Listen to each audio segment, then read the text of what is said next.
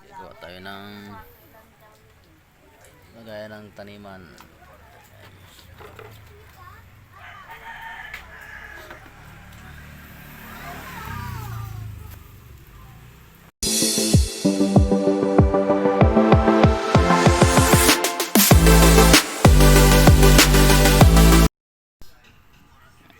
Yan, kangkong yan, kangkong. Yan.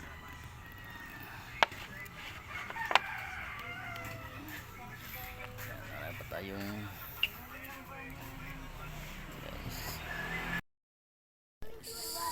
yan ang gagawin nating taniman ng ating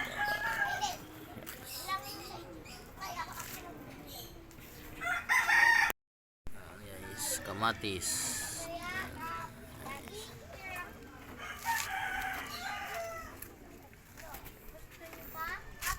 Yan, ito ang gagawin natin.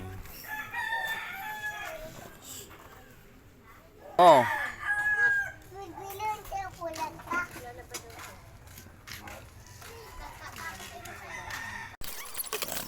Umpisahan ko na pagputol sa Wilkins. Yan, galon. Kung meron kayong mga galon, yan, ito ganun gawin ninyo.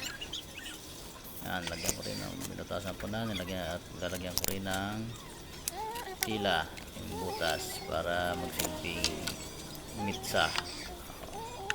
Yan, or filter ng tubig. Yan, guys. Pag nalagay ko na, lagyan natin ng tubig. Yan, tapos mamaya lalagyan ko na yan ng lupa.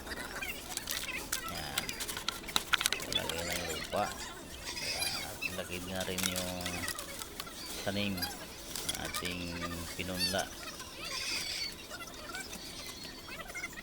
Ang nilagay ko pala dyan ay yung kangkong. Yan, para hindi na tayo magdilig-dilig. Guys, yan na yung ating nilipat. Yan na yung finished product. Yan sa mga gusto mag garden, yan, na wala kayong mga malawak na kalupaan, yan, pwede nyo itong gawin na guys. Mo din ako. Yan na.